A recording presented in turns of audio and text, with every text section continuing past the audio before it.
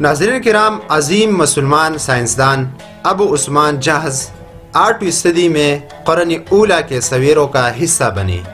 وہ عراق کے رہائشی اور نسل افریقی تھے۔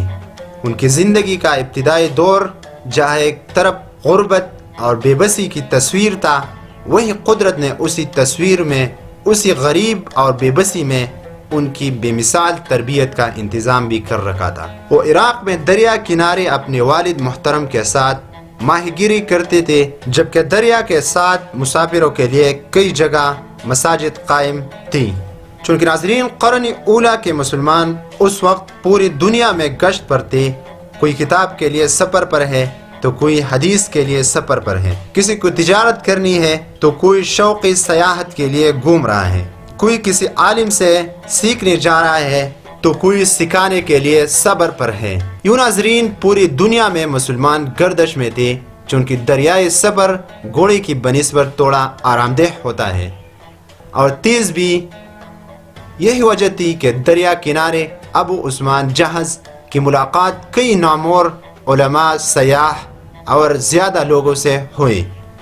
یوں ابو عثمان جہز کا ذہنی ارتقاء کئی مسلمان سپہ سالاروں، سائنسدانوں اور علماء اسلام کے ذریعے عروج پر پہنچا۔ ناظرین، بچپن کے ملاقاتوں اور تحفے میں ملی کتابوں نے جہز کو کتابوں کا دیوانہ بنا دیا۔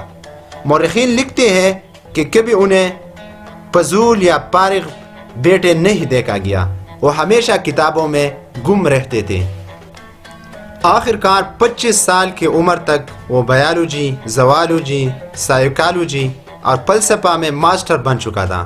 ناظرین، اس وقت کے قرن اولیٰ کی اور آل سینری کو دیکھا تو بغداد فنکاروں، سیاحوں، سائنسدانوں، انجینئرز اور فلسفیوں کا شہر تھا۔ اس وقت شہر میں ہر سال ایوارڈ شوز ہوا کرتے تھے، جہاں پوری دنیا کی اہل فن، سائنسدان اور فلسفی سب لوگ آ کر اپنا اپنا فن آزماتے اور منوں کے حساب سے سونا چاندی لے کر جاتے تھے۔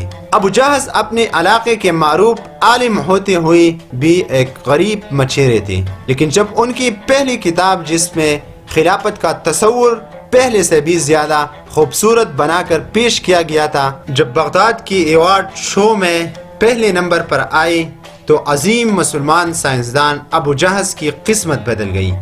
وہ ایک امیر استاذ بن گئے۔ بغداد کے تمام ریسرچ سنٹر ان کے پیچھے پیچھے پھیرنے لگے۔ یہی وہ وقت تھا جب ابو جہز نے تاریخ انسانی کی سب سے اہم تھیوری آف ایوولوشن کو دنیا کے سامنے پیش کیا۔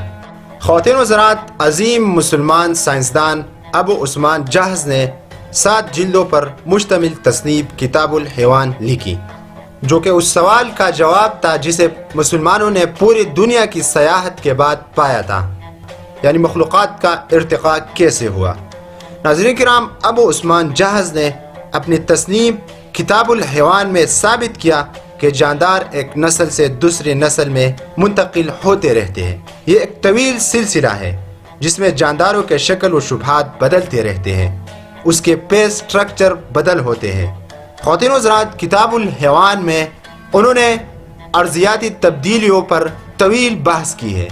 اس کے بقول ارضیاتی تبدیلیاں جانداروں پر اثر انداز ہوتی ہے، جس سے ان کے اندر ان تبدیلیوں سے لڑنے کا میکانزم آن ہوتا ہے۔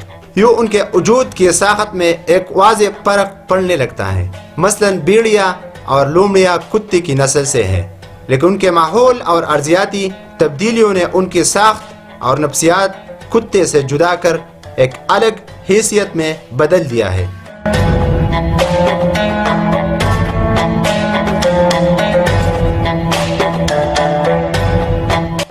اگر آپ ہمارے اگلی ایپیسوڈ کو دیکھنا چاہتے ہیں تو ہماری یوٹیوب چینل حسن البنا نیٹ ورک کو سبسکرائب کریں اور جو بیل کا آئیکن ہے اس پر ضرور کلک کریں۔ جزاکم اللہ خیر۔